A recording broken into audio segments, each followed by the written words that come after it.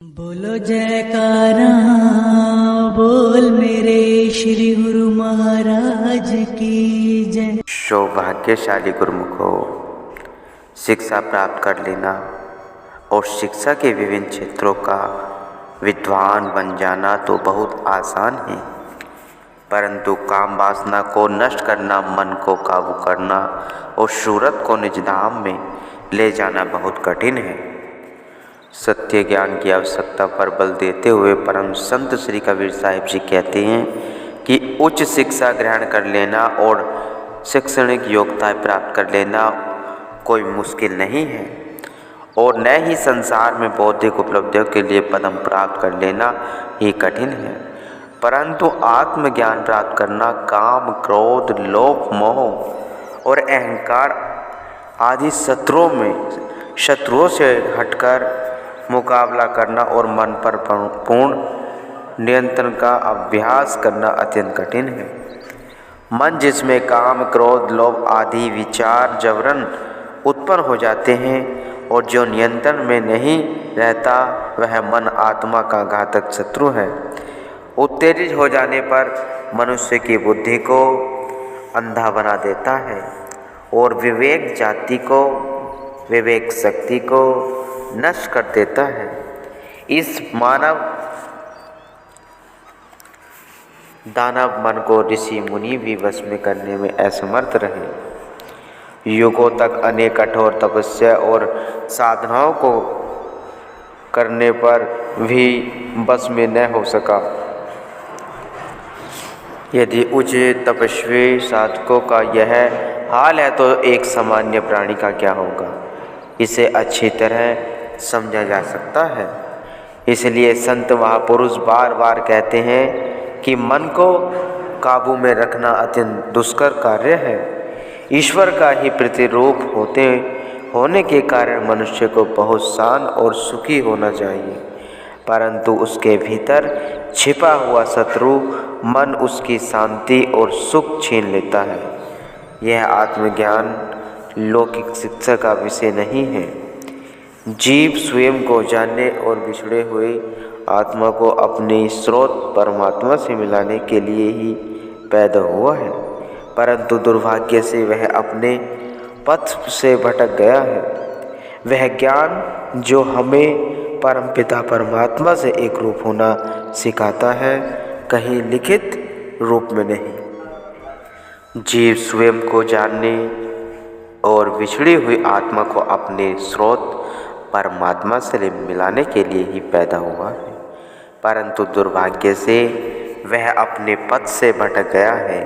वह ज्ञान जो हमें परमपिता परमात्मा से एक रूप होना सिखाता है, कहीं लिखित रूप में नहीं। यह अलिखित भाषा और अकथित शब्दों के रूप में है। इस ज्ञान को ऐसे महापुरुषों के चरणों में ही बैठकर प्राप्त किया जा सकता है जिन्होंने स्वयं इस पथ की यात्रा की हो। संत कथन है, सुख और शांति रूप प्रकाश के लिए बाहर और न उससे परे देखो, अपितु अपने ही भीतर देखो। जैसे फूल प्रातःकालीन प्रकाश को लेने के लिए अपनी पंखुड़ियाँ खोल देता है, उसी तरह सत्य ज्ञान का उज्ज्वल प्रकाश प्राप्त करने के लिए अपनी आत्मा को अधिक सचेत व जागरूक बना लो। शिक्षा प्राप्त करना बिल्कुल व्यर्थ या अनुचित नहीं है, परंतु हमें इसके द्वारा सिखाए गए गुणों को ग्रहण करना चाहिए। हमें अपने से बड़ों और गुरुजनों के प्रति प्रेम और सेवा का पाठ सीखना चाहिए, ताकि वे हमें उन्नति करने और सुखी जीवन बिताने का आशीर्वाद दें। हमें शोधकर्ता विद्वान बनाना चाहिए, परंतु केवल भौतिक जगत का ही नहीं, अपितु आंतरिक असीम जगत का भी। धर्म ग्रंथों का अध्ययन प्रारंभ में काफ़ी सहायक रहता है, परंतु अध्ययन मात्र से हमारी आत्मा जिज्ञासा और उत्साह समाप्त नहीं हो जाना चाहिए। यह सभी धर्मशास्त्र एवं पूर्ण महापुरुष की शरण में जाने का ही निर्देश करते हैं परंतु स्वयं ही महापुरुष होने का दावा नहीं करते। धर्मशास्त्रों का अध्ययन मालिक के धाम की ओर ले जाने वाली सीढ़ी का प्रथम सोपान ही है। सीढ़ी के प्रथम या सबसे निचले सोपान पर ही बैठकर और उसी से ही संतुष्ट होकर मनुष्य सीढ़ी के ऊपर मंजिल पर पहुंचने की आशा कैसे कर सकता है। सीढ़ी के ऊपरी सोपान पर पहुंचने के लिए मनुष्य को निचले सोपान को छोड़ना ही पड़ेगा। लोग इस बात के अभ्यस्त हो गए हैं कि वे अपने इष्ट देव की मूर्ति के सामने किसी मंत्र का जाप करके, किसी धर्म ग्रंथ के कुछ पद पढ़कर और आरती उतार कर ही संतुष्ट हो जाते हैं। यह नित्य प्रति कर्म अपना तरफ से ही काफ़ी अच्छे हैं और कुछ सीमा तक सुख और शांति दे देते हैं, परंतु यह सब कर्म उसे ध्यान के मार्ग की ओर नहीं ले जाते, जहाँ आत्मा की आंतरिक यात्रा के लिए एकाग्र मन की जरूरत होती है। यह पहले ही कहा जा चुका है कि जो मंत्र, स्रोत या श्लोक पाठ आदि को लोग जपते हैं, वे मालिक की स्तुति में गाए जाने वाले केवल उसके सिफाती नाम हैं। इन्हें मालिक का सच्चा नाम नहीं कहा जा सकता। किसी व्यक्ति को जब उसके नाम से याद किया जाता है तो उसके पीछे कोई उद्देश्य अवश्य होता है। जिस उद्देश्य से उसे याद किया जाता है वह उसे ऊंचे ऊंचे स्वर में केवल बुलाते रहने से जो तू तो मेरा नहीं हो पाया, उसे व्यक्तिगत रूप से मिलाने पर ही उसका निर्धारित और निश्चित उद्देश्य पूरा होता है। ठीक इसी तरह मालिक के असंख्य नामों में से एक अथवा अनेक नामों का उच्चारण मात्र से उस तक नहीं पहुंचा जा सकता। वास्तविक नाम को बताए हुए श्री संत कबीर साहिब जी कहते हैं, कबीर आदि साखी यह कोटि ग्रंथ करि जान, नाम सद जग झूठा है, सूरत सबद पहचान। श्री कबीर साहिब जी कह रहे हैं, परम संत श्री कबीर साहिब जी कथन करते हैं कि आधे दोहे में ही मैं तुम्हें धर्म ग्रंथों का सार संक्षेप में बताता हूँ। संपूर्ण जगत और इसके पदार्थ नाशवान है और केवल सच्चा नाम ही शाश्वत है। सच्चा नाम वही है जो भीतर सुरती में मिला हुआ है। इस विषय पर अधिक विस्तार इस अध्याय के अगले पृष्ठों में किया गया है। धर्म ग्रंथ अधिकांशतः चिकित्सा के नुस्खे के समान है। यदि उसमें बताई हुई औषधि को खरीदा ही न जाए और प्रयोग में न लाया जाए तो जिस रोग के लिए औषधि बताई गई है वह रोग ठीक नहीं होगा, चाहे वह नुस्खा शहर के किसी प्रसिद्ध चिकित्सक का लिखा हुआ क्यों न हो। मान लो यदि एक आदमी अमेरिका में एक कंपनी में नौकरी करना चाहता है तो उसे वहाँ स्थान, वातावरण और मार्ग आदि का ज्ञान तथा इस प्रकार की अन्य जानकारी सहायक होगी, परंतु इस जानकारी और ज्ञान के आधार पर क्या वह यह दावा कर सकता है कि घर बैठे ही उसने अमेरिका देख लिया? नहीं, यह असंभव है। अपने उद्देश्य की प्राप्ति के लिए उसे अमेरिका की यात्रा करनी होगी और यात्रा की कठिनाइयों को सहना होगा। उसे अपने मालिक के सामने प्रत्यक्ष से उपस्थित होना पड़ेगा और नौकरी करनी होगी।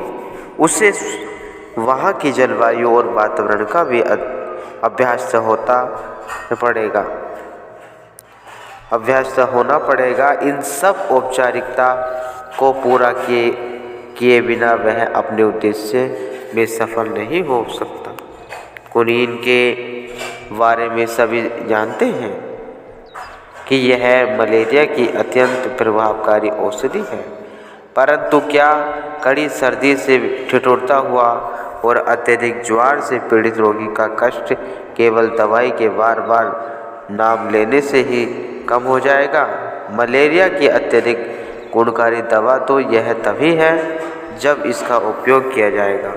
बार बार नाम लेने मात्र से न तो उसके कड़वे स्वाद का अनुभव होगा और न ही रोग अथवा उससे उत्पन्न कष्ट दूर हो सकेगा। इसी तरह प्रत्येक बुद्धिमान व्यक्ति जानता है कि ईश्वर सर्वशक्तिशाली और सर्वव्यापक है। वह यह भी जानता है कि ईश्वर का निवास सब प्राणियों में है, परंतु क्या उसे स्वर में उसके नाम का उच्चारण करने मात्र से ही अपने भीतर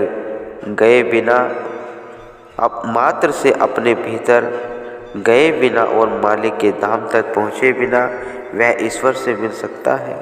यह उसी प्रकार असंभव है जिस प्रकार मलेरिया का रोगी कुनीन कहने से अपने रोग की पीड़ा को शांत नहीं कर सकता, अथवा प्यासा पानी कहने से अपनी प्यास नहीं बुझा सकता।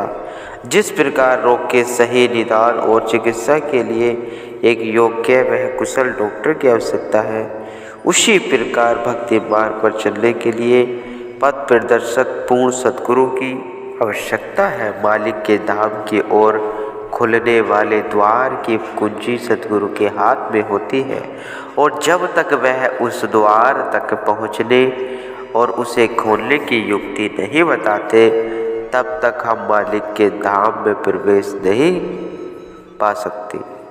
पुनः श्री कबीर साहिब के वचनों में लिखा है, विन देखे विन दरस करस परस के, नाम लिए क्या होए, धन के कहत धनी हो जाए, तो निर्धन रहे न कोई। कबीर साहिब जी अपनी वाणी में फरमा रहे हैं।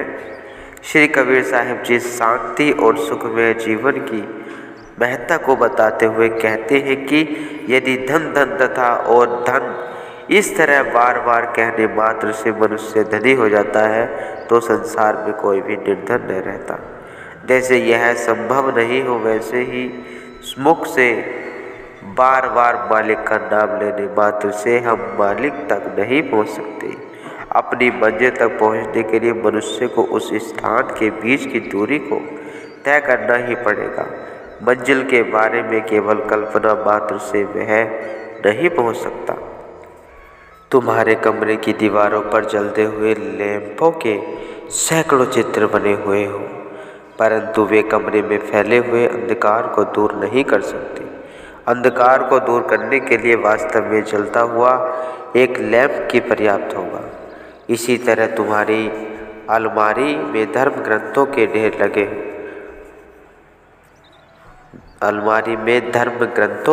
लगे हों, वे तुम्हारे मन के अज्ञान को दूर नहीं कर सकते और न ही ज्ञान का प्रकाश कर सकते हैं।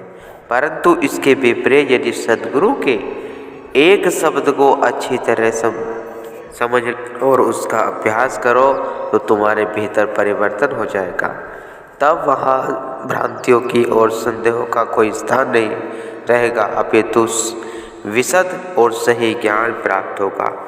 जिस तरह लैंप के चित्र या नाम तथा वास्तव में जले हुए लैंप में भेद है, उसी प्रकार सिफाती या विशिष्ट नाम की जाति या सच्चे नाम में भेद है। संत महापुरुष इस भेद को भले प्रकार से जानते हैं कि वे मन के चालों से परिचित होते हैं, इसलिए वे हमें सदा मन की चालों से सावधान रहने का आदेश देते हैं।